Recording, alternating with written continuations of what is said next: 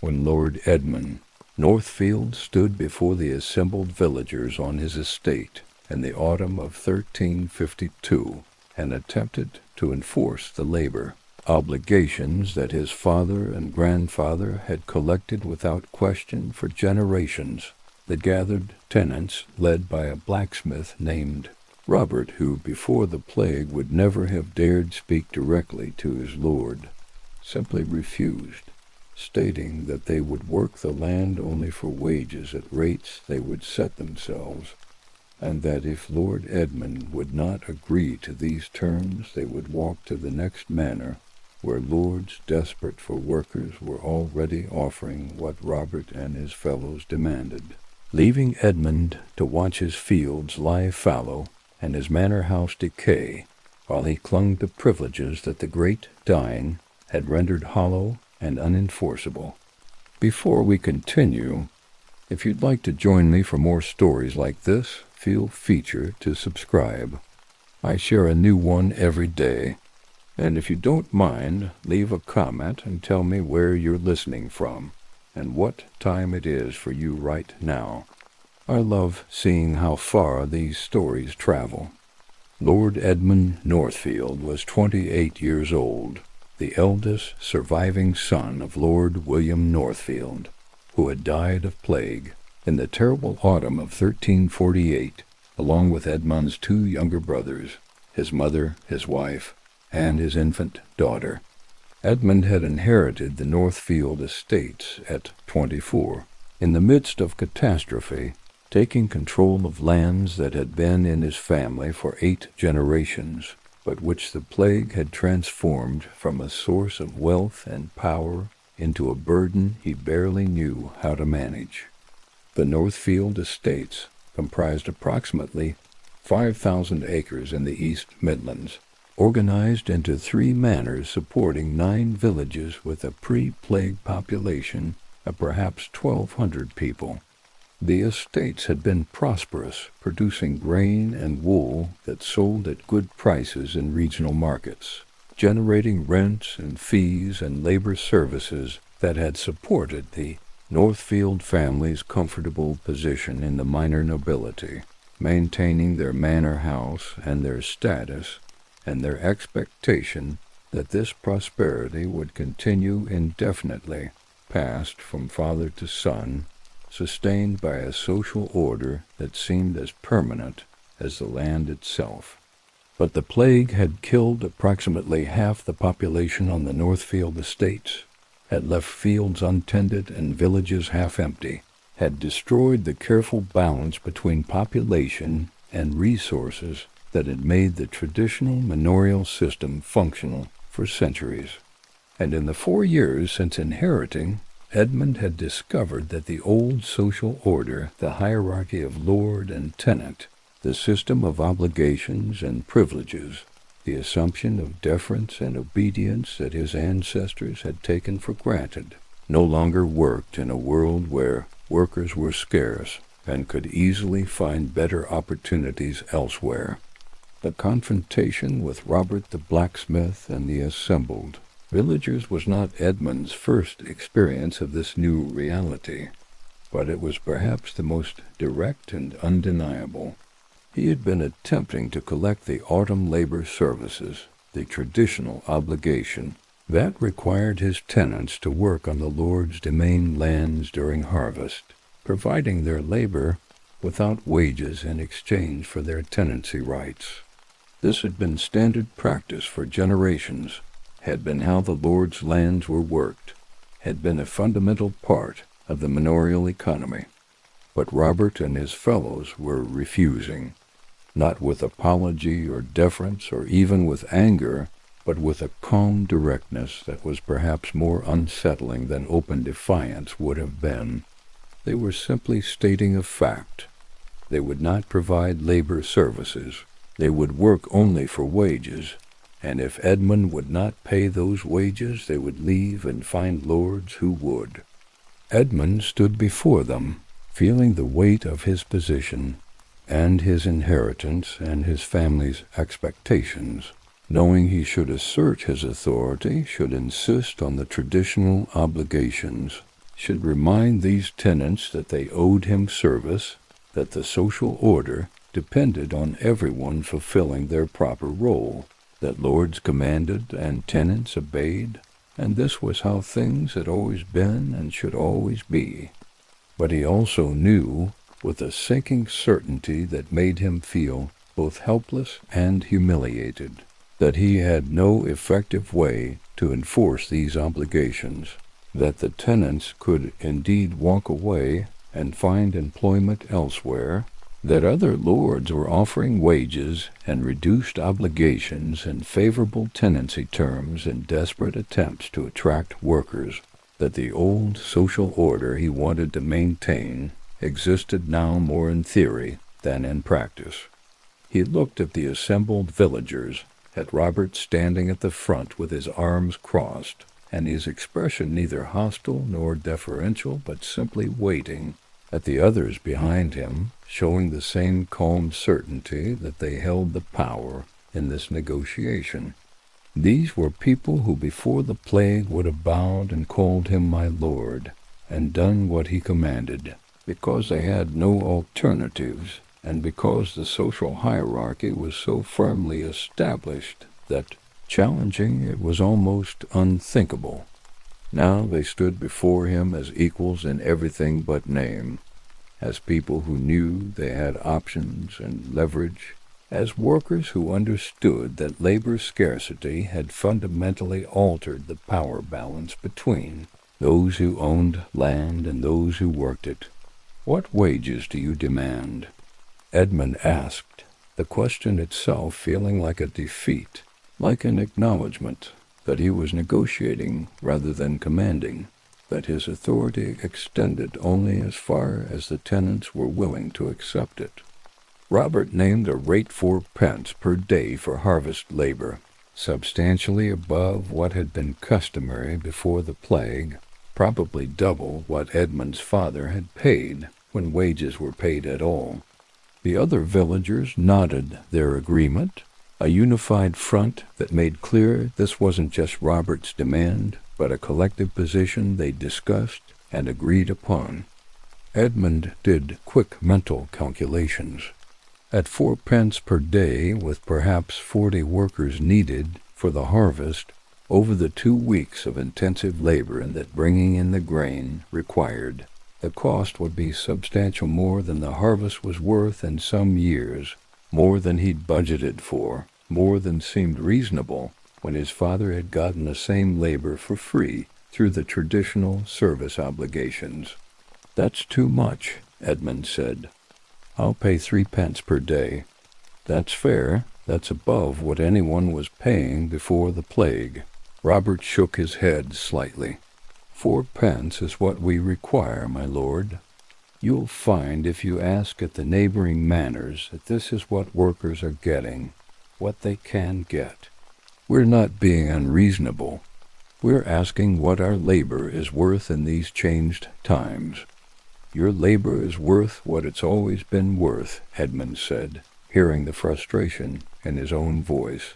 The fact that there are fewer of you doesn't change the actual value of the work you do, but it changes what we can demand for doing it, Robert replied calmly. Value isn't just about the work itself, my lord. It's about how much someone needs that work done, and what alternatives they have. You need your harvest brought in. You don't have enough workers to do it through the old service obligations, even if we were willing to provide them, which we're not.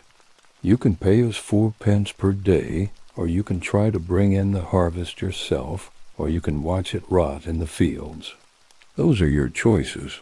This was the reality that Edmund had been trying to deny for 4 years, the truth he'd been hoping would somehow change if he just held firm long enough, insisted on traditional rights long enough, waited for the social order to reassert itself, as he believed it inevitably must. But standing before Robert and the assembled villagers, hearing the simple clarity with which Robert laid out Edmund's options, he understood that the old order wasn't going to reassert itself. that the power shift the plague had triggered was real and probably permanent, that his choices were to adapt to the new reality or to be destroyed by his refusal to accept it. 4 pence per day, Edmund said finally, for the harvest, but I want it understood that this is a temporary arrangement, that I'm not abandoning my traditional rights, that when circumstances change, I expect the old obligations to be restored.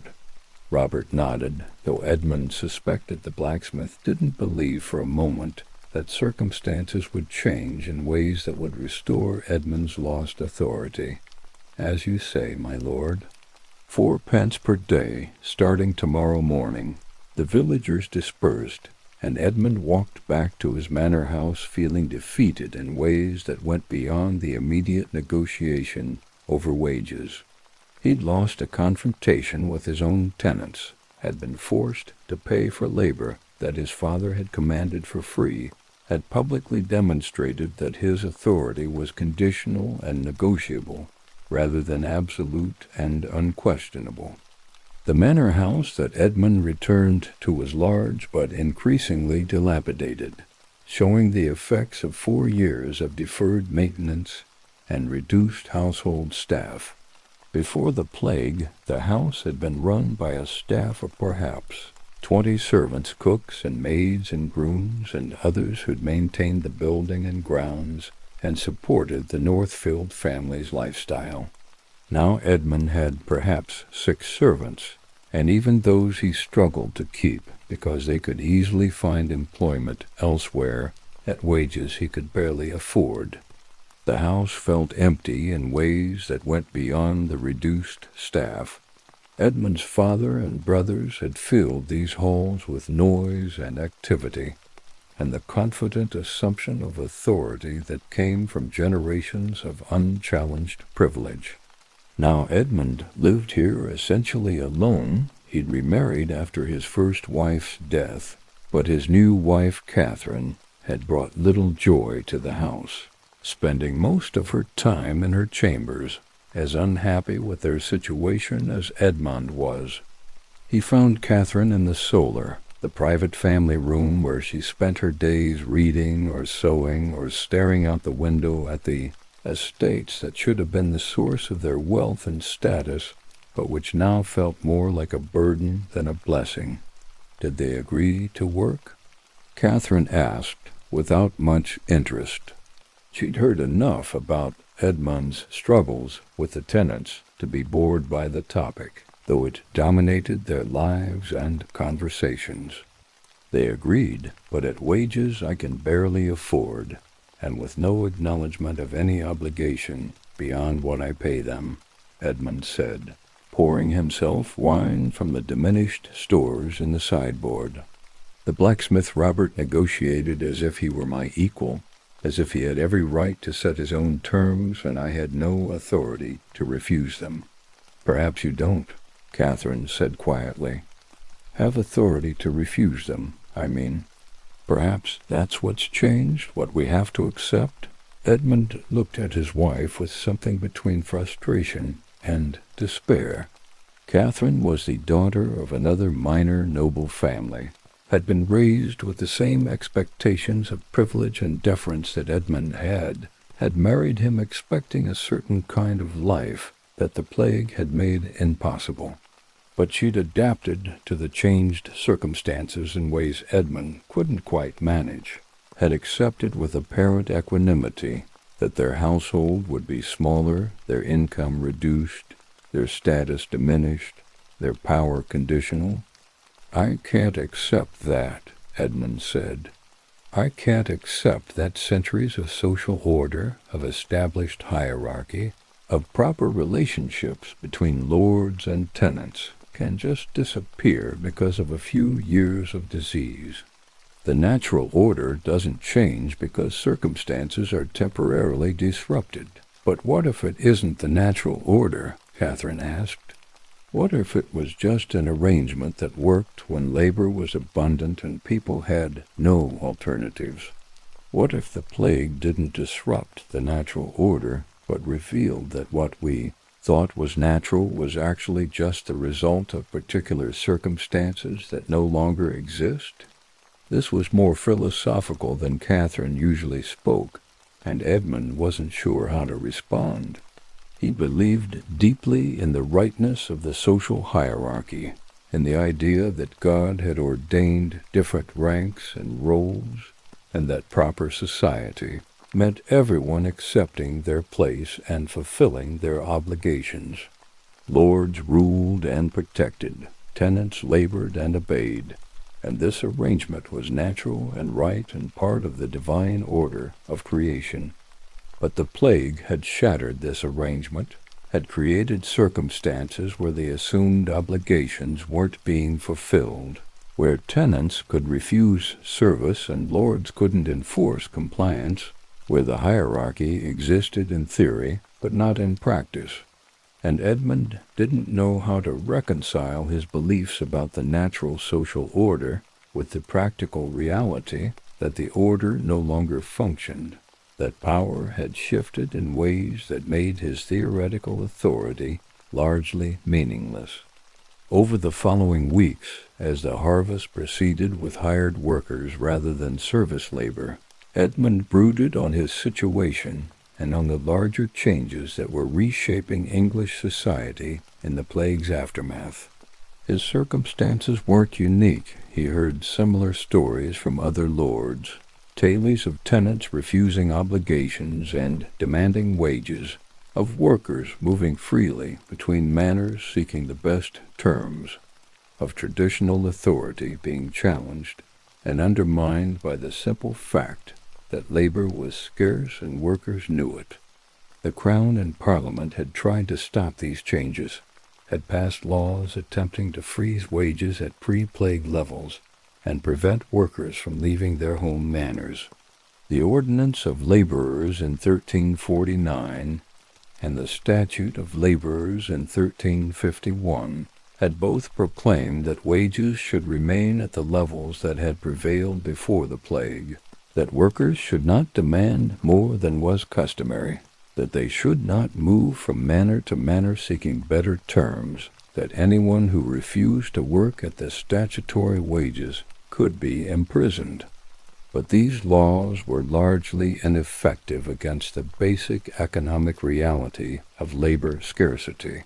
Workers continued to demand higher wages because they could get them.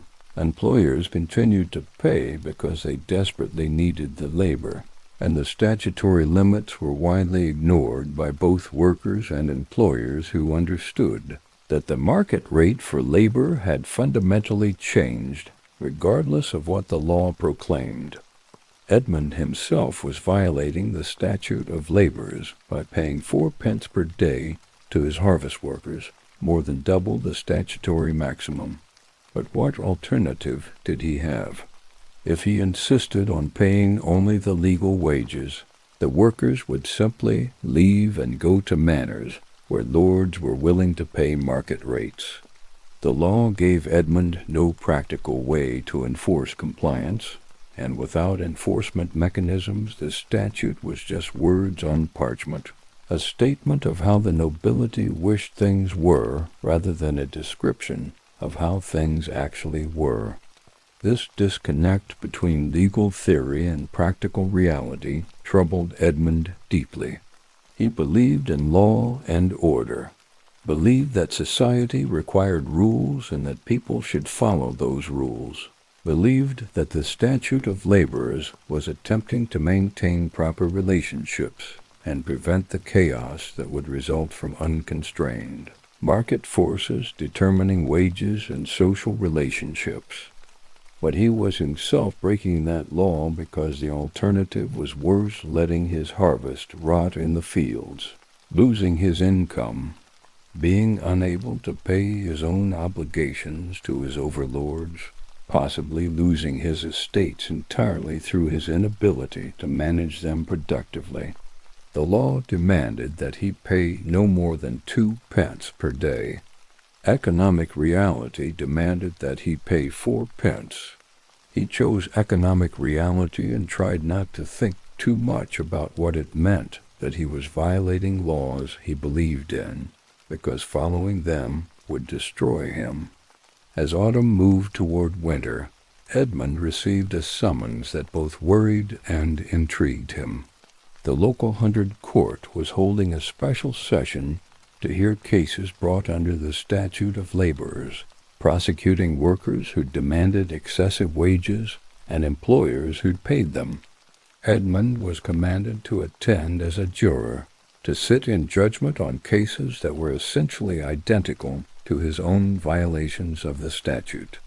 He rode to the court session with mixed feelings, wondering if he would be called to account for his own illegal wage payments, curious about how the legal system would handle the massive disconnect between the law and actual practice, interested to see if the authorities had found some way to enforce the statute that Edmund had missed. The court was crowded. Dozens of cases had been filed, dozens of workers and employers accused of violating the wage statutes. The cases were heard one after another, a tedious procession of testimony and judgment that revealed the same patterns repeatedly. Workers had demanded wages above the statutory maximum. Employers had paid them.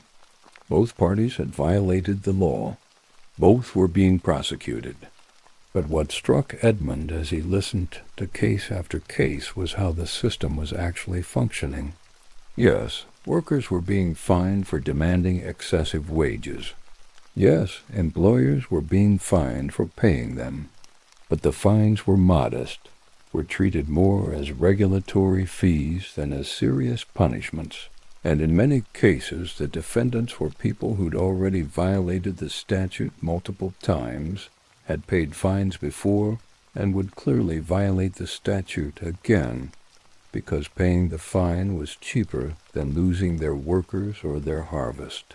The court was going through the motions of enforcing the law, but everyone involved understood that the enforcement was symbolic rather than effective, that the wage regulations couldn't actually stop the market forces that were driving wages up, that the best the legal system could do was impose some modest costs on violations while accepting that the violations would continue. Edmund was not called to account for his own wage payments, presumably because no one had formally accused him, though certainly his violations were as public and as illegal as those being prosecuted. He sat through the session, voted to convict defendants whose actions were identical to his own, imposed fines that he knew wouldn't change anyone's behavior, and left feeling that he'd witnessed a kind of collective delusion, a societal pretense that the law was being enforced and order maintained, when in fact everyone knew that the fundamental changes in labor relations were continuing regardless of what the courts did. That winter, Edmund received letters from his brother-in-law, a knight named Sir Thomas Ashford, who managed estates in Sussex and who'd been thinking deeply about the social and economic changes the plague had triggered. Sir Thomas wrote thoughtfully about what he called the crisis of authority that lords were facing, the way that traditional power relationships were being undermined by labor scarcity and worker mobility. "We must understand," Sir Thomas wrote, "that our authority was never really absolute as we believed it to be. It was conditional on our tenants having no alternatives, on their being bound to our estates by law and custom and lack of opportunity elsewhere. The plague has destroyed those conditions. Our tenants now have alternatives. Other lords need workers desperately and will offer attractive terms. Towns need labor and offer freedom and wages. The law says workers cannot move freely, but the law cannot be enforced when every lord who loses workers is competing to attract new ones from somewhere else. The question we must face is whether to continue insisting on our traditional rights, knowing that this will drive our tenants away and leave our lands uncultivated, or whether to adapt to the new reality, to offer the terms that will keep and attract workers, to accept that we must negotiate rather than command. I have chosen adaptation, have reduced my labor obligations, have offered favorable tenancy terms, have agreed to pay wages when wages are necessary. My income is lower than my father's was, but my estates are productive and my position is secure. I have peers who have chosen otherwise, who have insisted on their traditional rights, who have lost their workers and watched their estates decline into ruin because they would not accept that the world has changed. Edmund read this letter multiple times, feeling the tension between what Sir Thomas advocated and what Edmund believed was right. Adaptation meant accepting that the social order had changed, that lords no longer commanded but negotiated, that workers were no longer subordinate but were approaching equality in at least economic terms.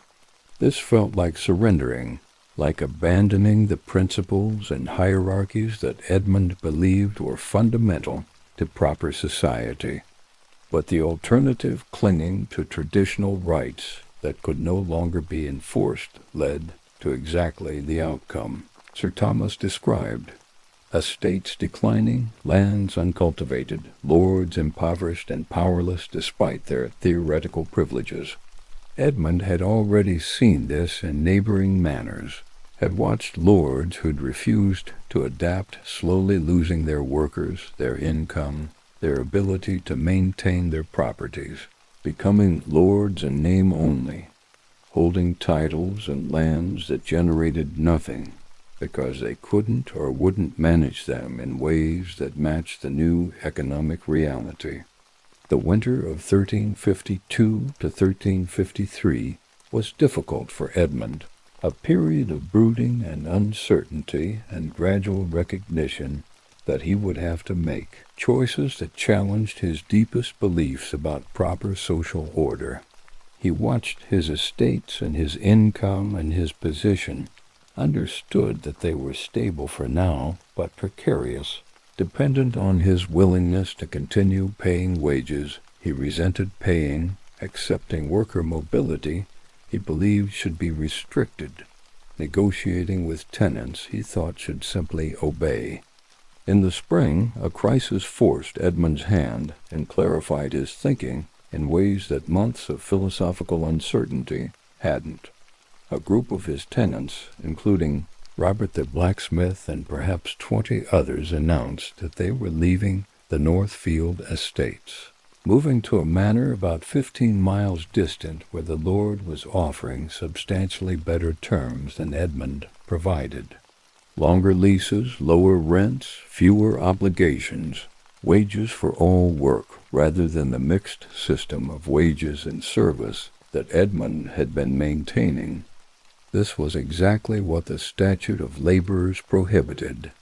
Workers were not supposed to leave their home manors seeking better terms elsewhere. Edmund had the legal right to demand they stay, could have them arrested if they left, could prosecute both them and the lord who was recruiting them for violating the statute. But exercising those legal rights would require Edmund to go through the courts, to make formal accusations, to prosecute his own tenants in front of justices who would probably convict them but impose minimal penalties, to create enormous resentment and hostility that would make managing his estates even more difficult than it already was.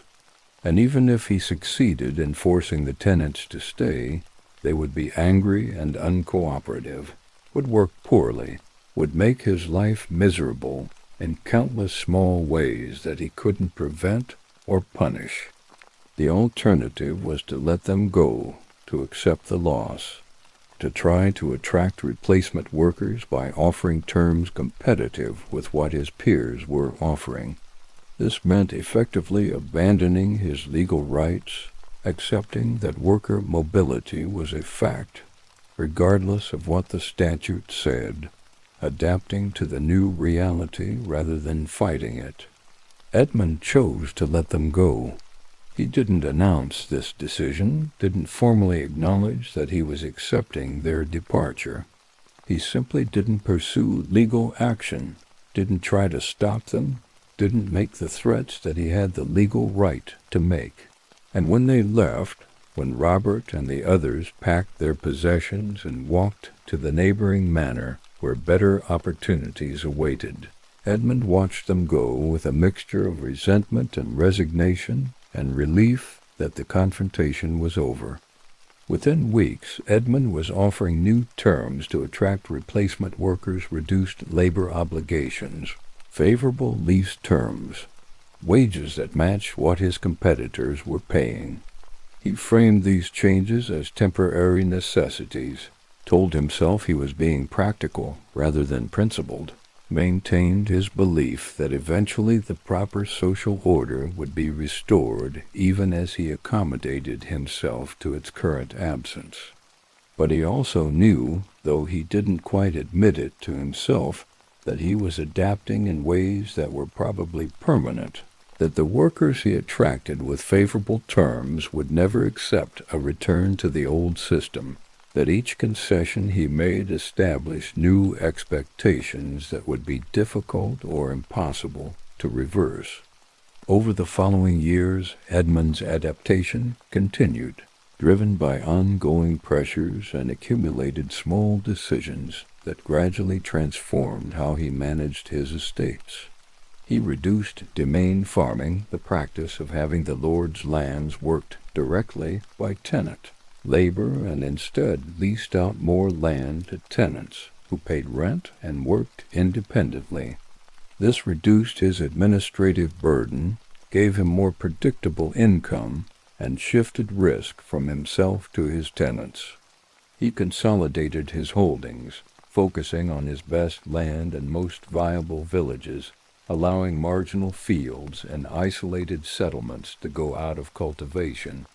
He reduced his household staff further, accepted a simpler lifestyle that matched his reduced income. He learned to negotiate with his workers rather than commanding them, to treat labor as a resource he needed to attract and retain, rather than as an obligation he could simply demand. These changes were happening across England, were transforming the relationship between lords and workers, between land and labor, between traditional authority and economic reality. The social order wasn't collapsing entirely. Lords still existed. Hierarchies still mattered. Legal and social distinctions between ranks persisted. But the order was being fundamentally altered, was becoming more contractual and less coercive, more based on negotiation and less on command, more flexible and less rigid. Edmund watched these transformations with complex feelings. He resented them, felt they represented a degradation of proper social relationships, believed that society was becoming disordered and chaotic in ways that would ultimately harm everyone. But he also adapted to them, made the practical choices that his circumstances required, participated in the very changes he philosophically opposed. In 1356, Edmund attended a parliament that was primarily concerned with the continuing labor crisis and the ineffectiveness of the existing wage statutes. He sat in the House of Commons. He'd been elected as a knight of the shire, representing the minor nobility of his county, and listened to debates about how to restore order, how to enforce wage limits, how to prevent worker mobility, how to reassert the traditional social hierarchy. Some members argued for harsher penalties, suggested that the existing laws were too lenient, proposed more severe punishments for workers who demanded excessive wages and lords who paid them. Others argued that the laws were unenforceable, regardless of penalty levels, that trying to regulate wages by statute when market forces were driving them up was futile, that Parliament should acknowledge reality and either repeal the wage statutes or stop pretending they could be effectively enforced. Edmund listened to these debates with the understanding that came from his own experience trying to manage estates in the post-plague world. He knew the harsh penalty advocates were wrong, knew that increasing punishments wouldn't make the statutes more enforceable when the underlying economic pressures remained. But he also couldn't quite accept the argument for repeal, couldn't quite acknowledge that the attempt to maintain traditional wage relationships should be abandoned, that Parliament should formally accept that the old social order was finished. Parliament eventually passed yet another revision to the labor laws, this one with somewhat harsher penalties, but still fundamentally based on the same approach, trying to freeze wages and restrict mobility through legal prohibition. Edmund voted for it, though he had no confidence it would work, though he himself would certainly violate it as he'd violated all the previous versions, though he understood that the vote was more symbolic than practical, more an assertion of what the nobility wished were true than a realistic attempt to change what actually was true. As the 1350s progressed, Edmund's estates stabilized at a new equilibrium. His income was perhaps 60% of what his father's had been before the plague. His domain farming was substantially reduced. His household was much smaller. His authority was more conditional and negotiable. But he was solvent. His lands were mostly productive. His position was secure even if diminished.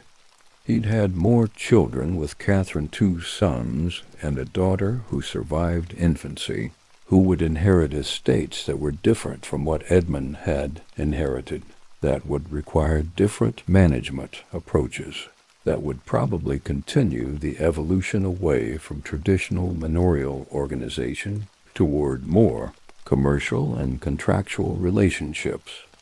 Edmund thought about what he would tell his sons about lordship, about authority, about managing estates and workers in this transformed world.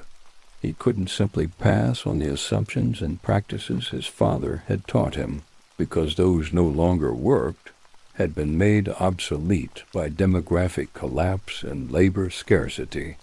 But he also didn't want to tell them that everything had changed, that the social order they'd been born into was fundamentally different from what had existed for centuries, that they would have to navigate relationships and make decisions that had no precedent in their family's history. In the end, Edmund developed a kind of dual message that acknowledged both continuity and change. He taught his sons about their family's history, about the traditional rights and obligations of lordship, about the proper hierarchies and relationships that should govern society. But he also taught them practical management, taught them to negotiate with workers, to offer competitive terms, to understand that their authority was conditional on their ability to attract and retain tenants, to adapt to circumstances rather than insisting that circumstances conform to their wishes.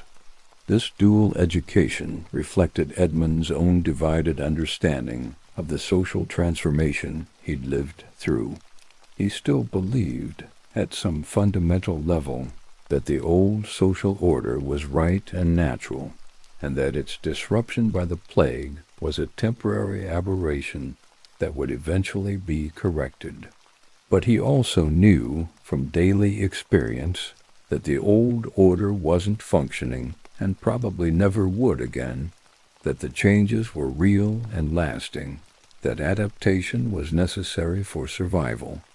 In 1361 the plague returned, not as catastrophically as in 1348 to 1349, but severely enough to kill perhaps 15 to 20% of England's population, to cause another disruption to labor markets and social relationships, to reinforce all the changes that the first plague had triggered. Edmund lost his wife, Catherine, and his youngest son to this second plague, lost several of his remaining workers, saw his estates disrupted again, just as they'd been approaching stability. But the response to the second plague was different from the first. There was less shock, more practical adaptation, quicker adjustment to the reality of reduced population and scarce labor. Lords like Edmund, who'd already adapted to the post-1348 economy, simply continued their adaptations, offered even better terms to attract workers, accepted even more explicitly that the old system was finished. Lords who'd been holding out, who'd been hoping the first plague was an aberration and that traditional relationships would be restored, were finally forced to accept that the changes were permanent. Edmund had remarried by 1365 a widow named Joan, who brought her own small property to the marriage, and who was practical and competent in ways that helped Edmund manage his estates more effectively. They had no children together, but Joan helped raise Edmund's surviving sons and daughter, taught them estate management with a pragmatic approach that complemented Edmund's more theoretical instruction. By the 1370s, when Edmund was in his 50s, the transformation of English society that the plague had triggered was becoming normalized, was being accepted as simply how things were, rather than as a disruption of how things should be.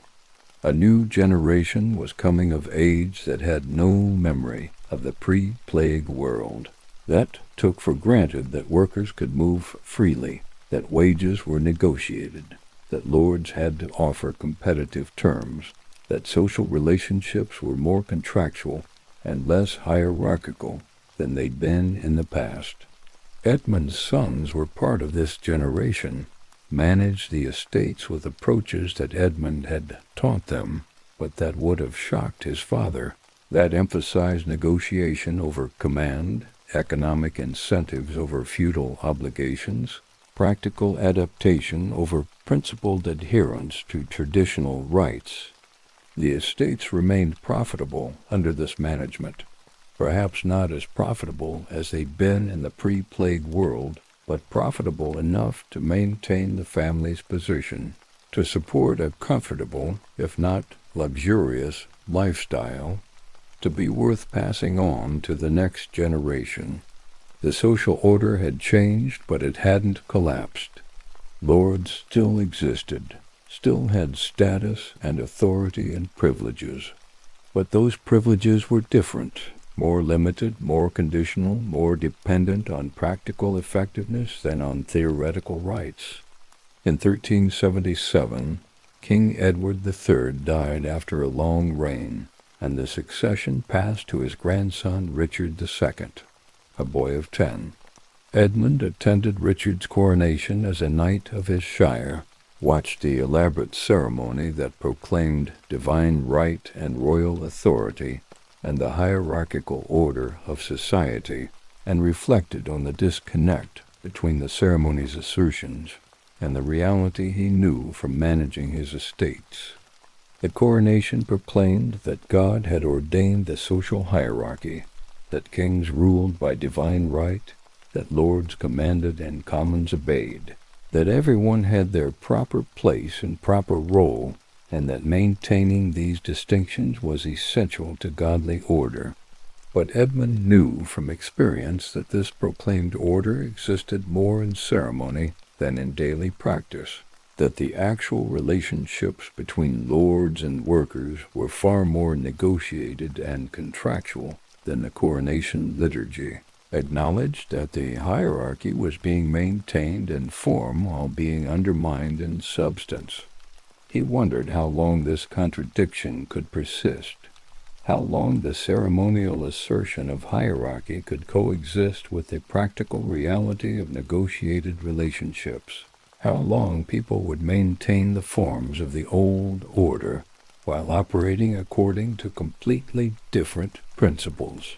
He wondered if eventually the forms themselves would change, would be adapted to better match the reality, or if the dual system of theoretical hierarchy and practical negotiation would simply persist indefinitely, with everyone understanding the difference, but no one quite willing to formally acknowledge it.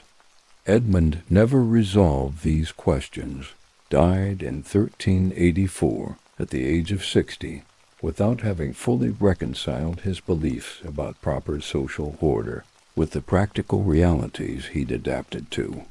He was buried in the family chapel attached to his manor house, with a marker that proclaimed his title and his lineage and his status as a lord who'd managed his estates through difficult times and passed them on to his heirs in viable condition. His sons inherited the estates, continued managing them with the mixed approach of traditional forms and practical adaptations that Edmund had developed, passed on to their own children, a social position that was both continuous with the past and fundamentally different from it. The Northfield family remained minor nobility through the following generations, maintained their lands and their status, adapted to further changes in agricultural economics and social relationships, while always maintaining some connection to the traditional forms and titles that had defined their position for centuries. The power had shifted, had moved from lords to workers in ways that were undeniable, even if not always formally acknowledged. The Great Dying had triggered this shift, had created labor scarcity that gave workers leverage they'd never had before, had destroyed the conditions that had made the old social hierarchy functional. The shift wasn't complete, wasn't revolutionary, didn't eliminate social distinctions or hierarchies, but it was real, was lasting, had transformed the relationship between those who owned land and those who worked it in ways that would persist for centuries.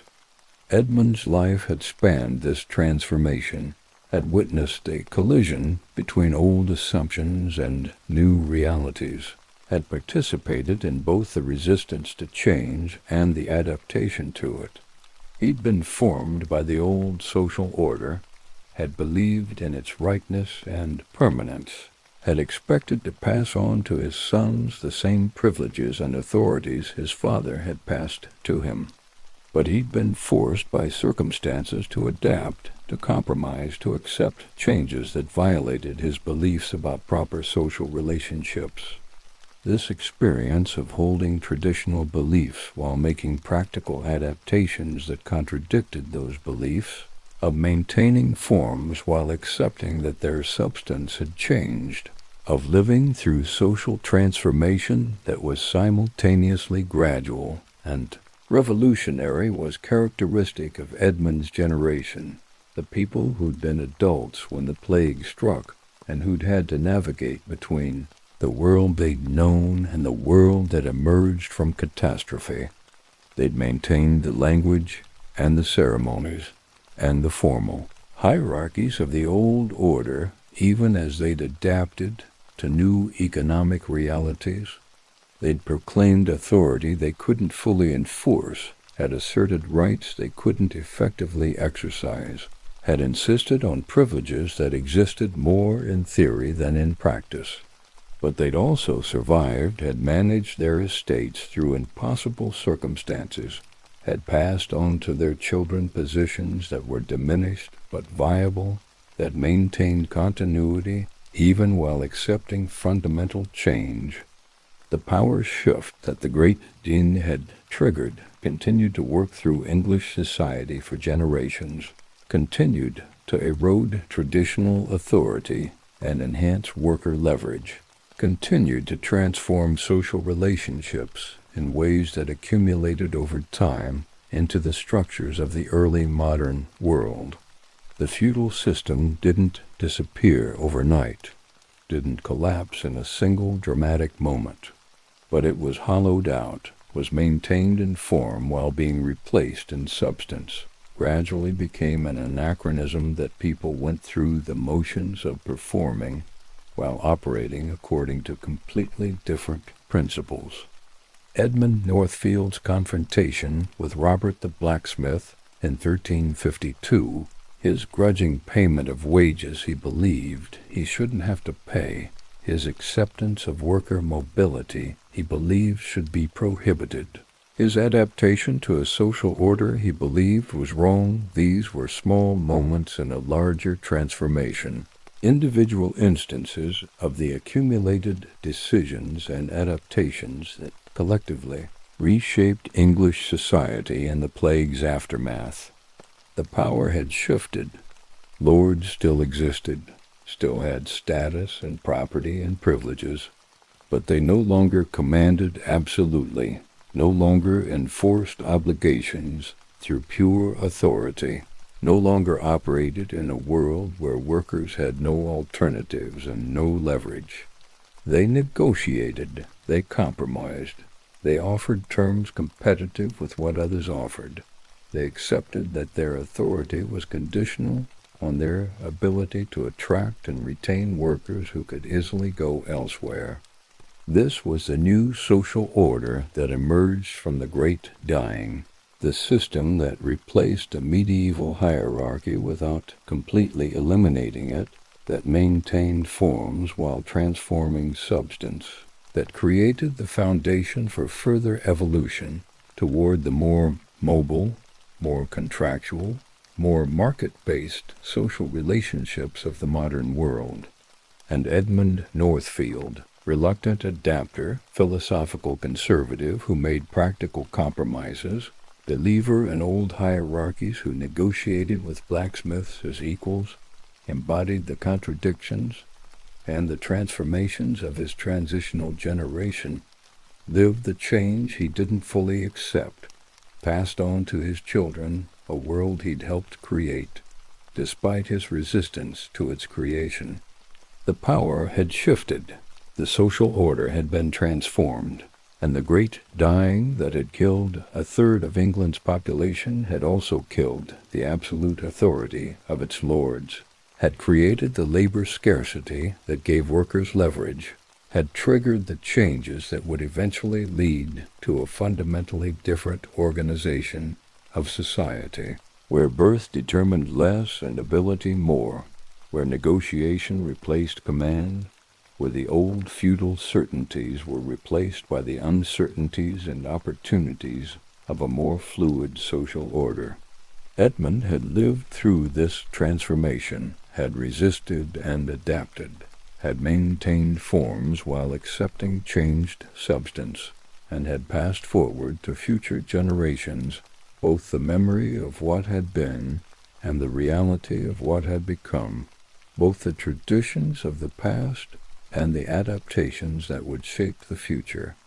She also learned something about her immunity that she hadn't fully understood. Before, it wasn't just that she didn't get sick, it was that she wasn't afraid. Everyone else in the village lived in terror of the plague, avoided any possible exposure, crossed the street to avoid passing too close to someone who might be infected, wouldn't enter houses where the sick lay. But Margaret could walk into those houses without fear, could touch the sick without terror, could be present in ways that no one else could, because she knew, absolutely knew, from direct experience, that she wouldn't be infected. This fearlessness was almost as valuable as the immunity itself. It meant she could make rational decisions about patient care without panic clouding her judgment. It meant she could comfort the dying without worrying about her own survival. It meant she could be fully present in terrible moments without the protective emotional distance that fear required. By the summer of 1350, Margaret had become the village's unofficial plague nurse, the person who was called when someone fell ill, who knew how to manage symptoms, who could be trusted to care for the dying without abandoning them out of fear. It was a role no one had planned for, that didn't exist in the normal social structure, but that had emerged from the catastrophe and from Margaret's particular combination of immunity and experience and willingness to help. The role brought respect, but also continued suspicion. People were grateful for Margaret's willingness to nurse their sick family members, but they were also unnerved by her immunity, by the way she moved through plague houses untouched, by her lack of fear in the face of something that terrified everyone else.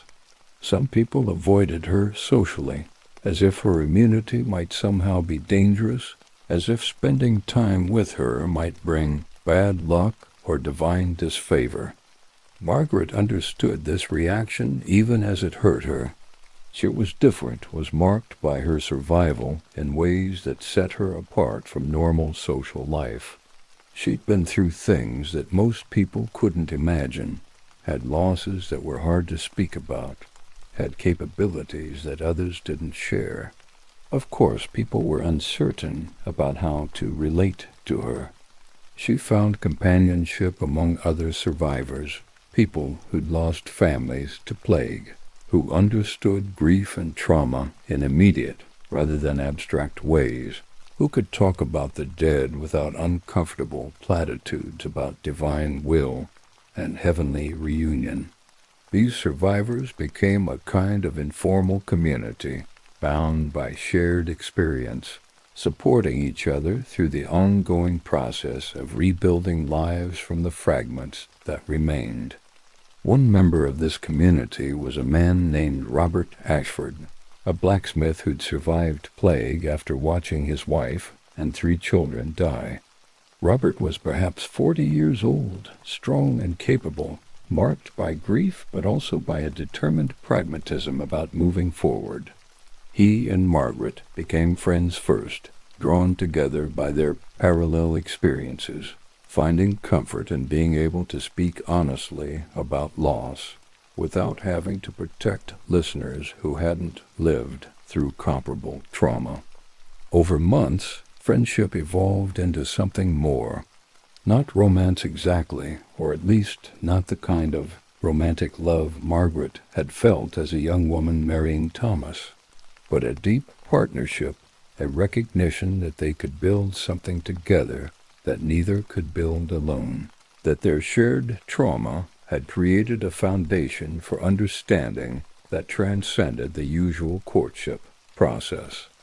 They married in the autumn of 1351, 2 years after the plague had first struck the village, in a small ceremony attended by the community of survivors who understood what this marriage meant. Not a replacement of what had been lost, not an attempt to pretend that previous families hadn't existed, but a decision to continue to create new life and new relationships while carrying the memory of what had been destroyed. Margaret moved into Robert's cottage, which was larger than her own and better suited to a working blacksmith. She brought her few possessions, including the writings about Thomas and the children that she'd composed during her lonely year of widowhood.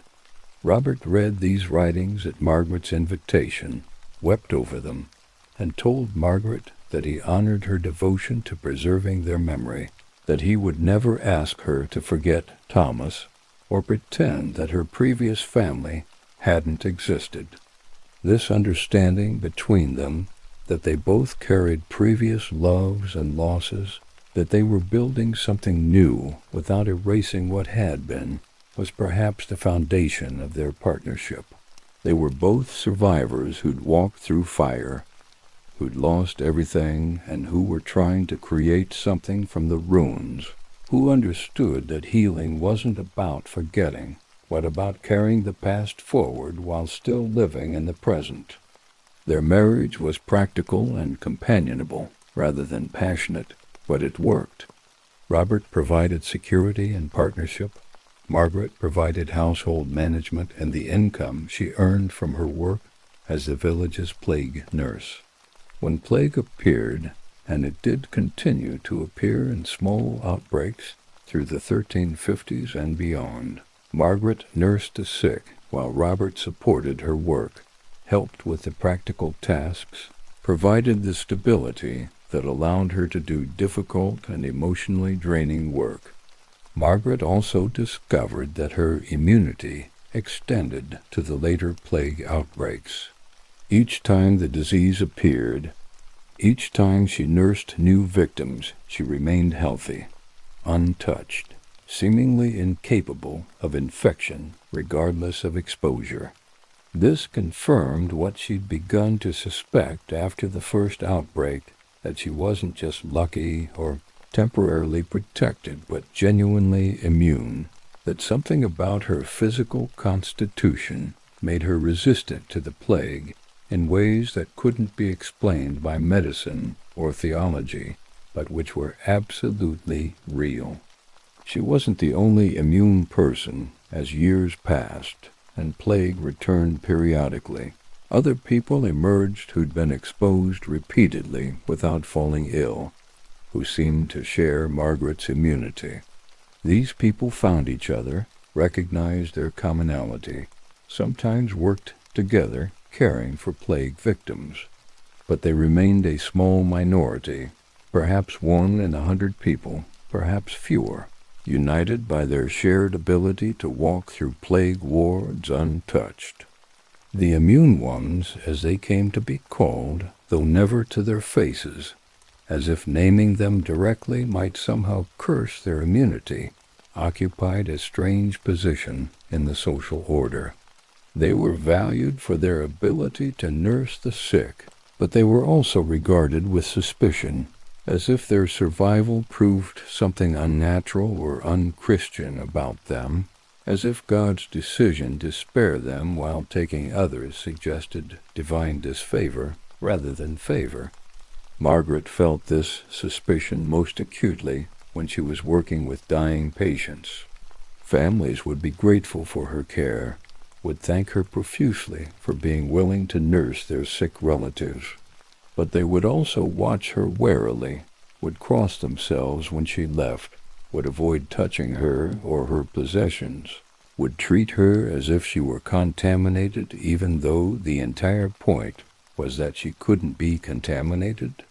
This paradox being needed and avoided, valued and feared, thanked and shunned, became a defining feature of Margaret's life. She was essential to the community's survival, was the person who made it possible to care for plague victims without requiring other community members to risk infection. But she was also set apart, marked as different, never quite fully integrated into normal social life because her immunity made her abnormal in ways that people couldn't ignore.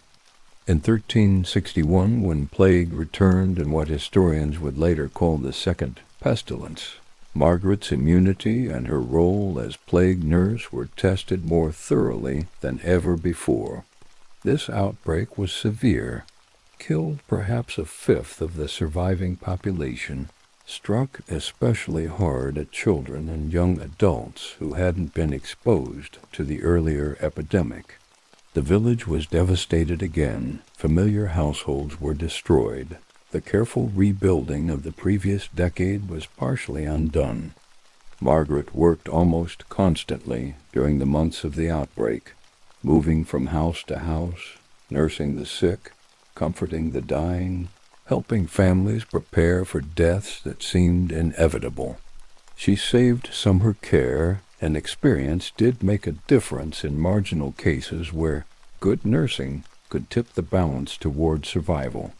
But most died despite everything she could do, and Margaret lived through another period of concentrated trauma, of bearing witness to suffering she couldn't prevent, of being present in the most terrible moments of other people's lives.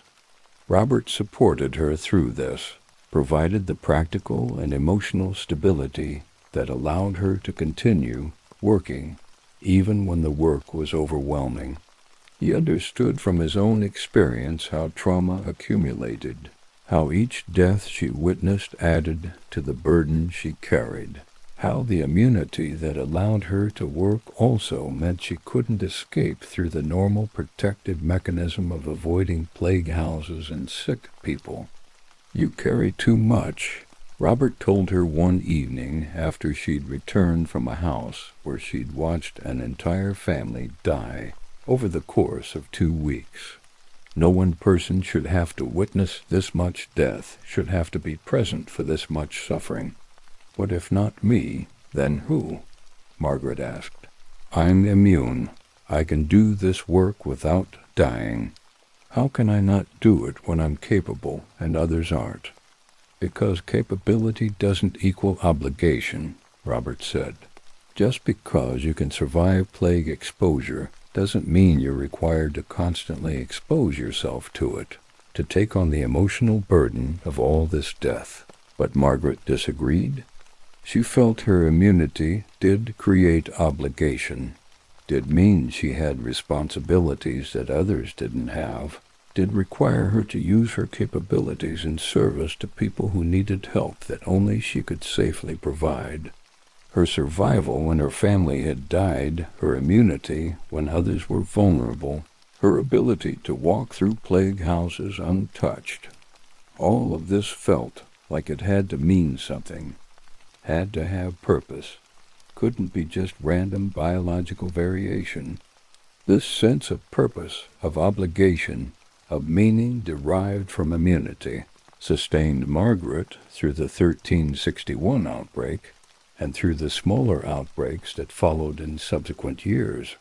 It gave her a framework for understanding her survival, a way to make sense of why she'd lived when her children had died, a purpose that transformed the guilt of survival into something more bearable. But it also exacted a price. The accumulated trauma of nursing hundreds of dying people, of witnessing suffering she couldn't prevent, of being present in the worst moments of human experience, left marks that Margaret carried for the rest of her life. She had nightmares about the people she'd nursed, woke in the middle of the night hearing screams that weren't there, carried memories that she couldn't share with anyone who hadn't lived through comparable experiences. Robert understood this better than anyone, carried his own trauma from his first family's deaths, could recognize the signs when Margaret was struggling with memories and grief. They supported each other through the dark times, developed strategies for managing trauma, created a household that acknowledged pain while also maintaining space for ordinary life and occasional joy. They had no children together, whether because Margaret was no longer capable of childbearing after the deaths of her 4 children, or because they were both older and less fertile, or because some combination of trauma and grief had affected their physical capacity. They never knew. The absence of children was a sadness, but it was also perhaps a mercy. They both had memories of losing children to plague. Both knew that any children they had would be vulnerable to future outbreaks. Both carried enough grief without adding the anxiety of worrying about new children's survival. Instead, they became something like surrogate parents to the many plague orphans in the village, children who'd lost their parents and who needed support and guidance from surviving adults. Margaret and Robert provided what help they could: practical assistance, emotional support, sometimes housing for children who had nowhere else to go. It wasn't the same as raising their own children, but it was a way to channel parental impulses toward useful purposes, a way to help the next generation despite their own losses. As Margaret aged through her 40s and into her 50s, her role as plague nurse gradually diminished. The major outbreaks became less frequent. The periods between epidemics lengthened. The village's population stabilized and began to slowly grow again. There was less need for her particular skills, less demand for someone willing to nurse plague victims because there were fewer plague victims to nurse. This transition was both relief and loss. Margaret was glad to have less exposure to death and suffering, glad to be able to live more ordinary days without the constant possibility of being called to a sickbed. But she also felt her purpose diminishing, felt that the meaning she'd constructed from her immunity was becoming less relevant, worried that without the role of plague nurse, she was just a survivor, without particular significance, just someone who'd happened to be immune to a disease that was slowly becoming less catastrophic. She filled this void by writing more extensively about her experiences, creating a more systematic account of what she'd witnessed and what she'd learned about nursing plague victims. She wrote about symptoms and their progression, about which treatments seemed to help and which were useless, about how to comfort the dying when cure was impossible, about the emotional toll of nursing work, and how to maintain your capacity to care when surrounded by death. She wrote knowing that future outbreaks might occur, that her knowledge might be useful to others who would have to do similar work, that documenting what she'd learned could help people survive and help nurses provide better care. But she also wrote for more personal reasons, to make sense of her own experience, to preserve the memory of the people she'd cared for, to create meaning from suffering that might otherwise seem meaningless. Robert encouraged this writing, helped Margaret with the parts that required more education than she'd had, suggested ways to organize her thoughts and observations. He recognized that the writing was therapeutic for Margaret, was her way of processing trauma and preserving memory, and he supported it in the same way Margaret supported his occasional need to talk about his first family, about the wife and children he'd lost, and who he would never forget, even though he'd built a new life with Margaret. In 1369, the plague returned again, though less severely than in previous outbreaks. Margaret nursed the sick as she'd always done, but she noticed that she was slower, that the work was physically harder than it had been a decade earlier, that her body was showing the effects of age and accumulated strain. She was 52 years old now, no longer young, no longer able to work the long hours and maintain the intensity that plague nursing required. She began training others, teaching younger women in the village what she'd learned about nursing plague victims, sharing her knowledge so that when she could no longer do the work, others would be prepared to continue it. Some of these women were also immune, had survived exposure, and had discovered their own resistance to the disease. Others were simply brave and willing, choosing to risk infection in order to help people who needed care. Margaret found satisfaction in this teaching role, and passing forward what she'd learned through painful experience, in knowing that her knowledge wouldn't die with her, but would be preserved and transmitted to others who could use it.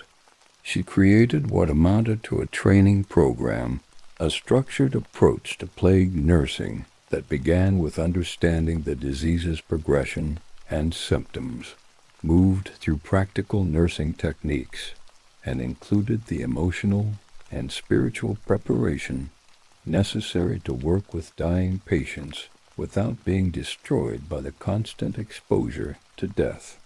This work, the teaching and the writing and the ongoing nursing, when her age and strength permitted, occupied Margaret through her 50s and into her early 60s.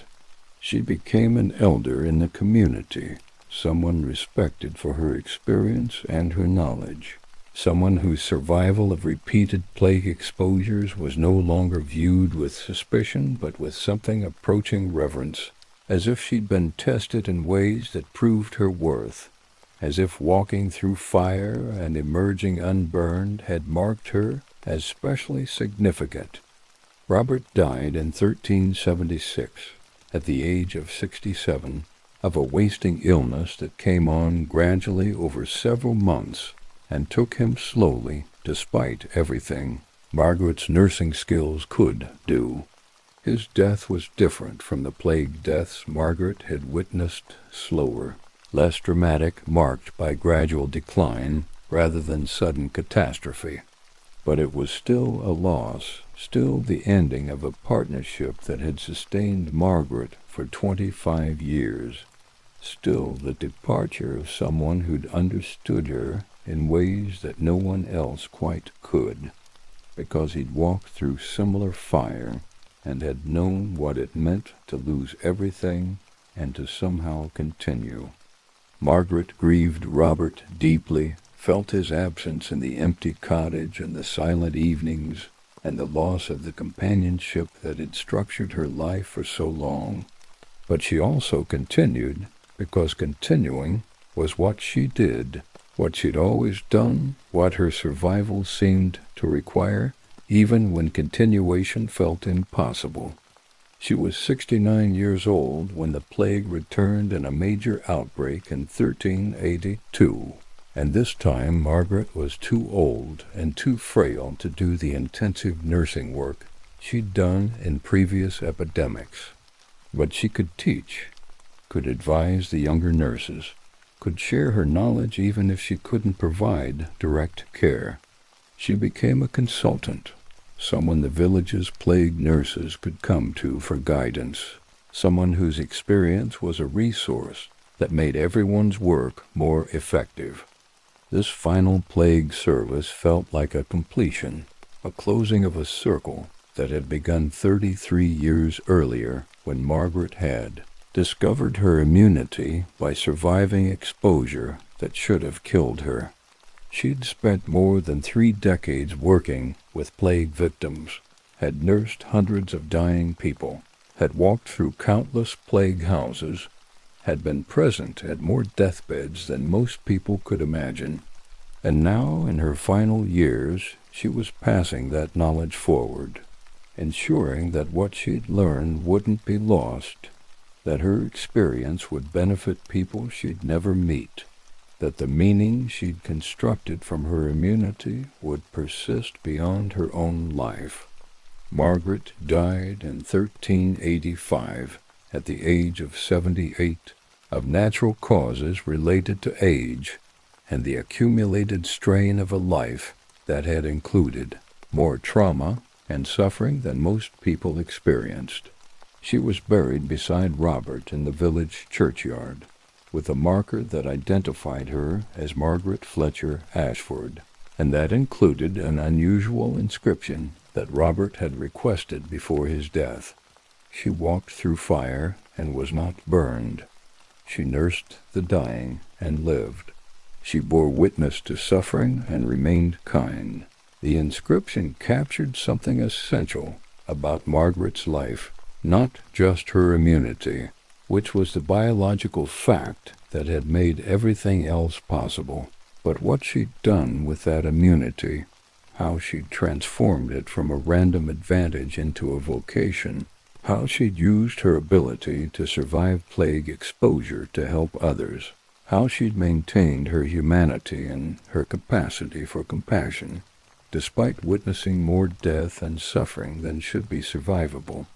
Her writings were preserved by the village priest, and eventually by others who recognized their value, who understood that Margaret's account of plague nursing was unique and important, who wanted to maintain the knowledge she'd accumulated for future generations who might face similar catastrophes. These writings survived through copies and careful preservation, eventually finding their way into archives where scholars studying medieval medicine and the plague would discover them centuries later and recognize them as extraordinary sources, detailed, practical accounts of plague symptoms and nursing care, written by someone who'd worked directly with hundreds of plague victims over more than 30 years. Historians would write about Margaret, would cite her descriptions of plague symptoms, would use her account of nursing techniques to understand how medieval people cared for the sick, would note her immunity as an early documented case of what modern medicine would eventually understand as genetic resistance to infectious disease. Medical researchers studying plague would be fascinated by Margaret's repeated survival of exposure, would speculate about what genetic factors might have protected her, would wish they could study her directly to understand the biological basis of her immunity. But what the historians and medical researchers sometimes missed, what couldn't quite be captured in scholarly analysis, was the lived experience that Margaret's writings preserved, what it meant to be immune in a world being destroyed by plague, what it cost to witness so much death, how immunity created both privilege and burden, how survival when others died could be transformed into meaning through service and witness and the determination to help despite overwhelming tragedy. Margaret had been one of the immune ones, one of the small percentage of people who could be exposed to plague repeatedly without falling ill, one of those who walked through fire and emerged unburned. But she'd also been much more than that. She'd been a nurse and a teacher and a witness, someone who'd taken the random advantage of immunity and had transformed it into a vocation, someone who'd used her survival to help others survive, someone who'd created meaning from catastrophe through the simple practice of showing up, of being present, of doing what she could, even when what she could do seemed inadequate to the magnitude of the suffering. Her immunity had saved her life, yes, but her character, her compassion, and her determination and her willingness to be present in terrible moments had saved parts of other people's lives, had eased suffering she couldn't prevent, had provided comfort when cure was impossible, had maintained human connection and dignity in the face of a disease that threatened to reduce people to mere vectors of contagion rather than individuals deserving of care and respect. The immune ones, the people like Margaret who survived repeated plague exposure, were never numerous enough or organized enough to constitute a real social movement or group.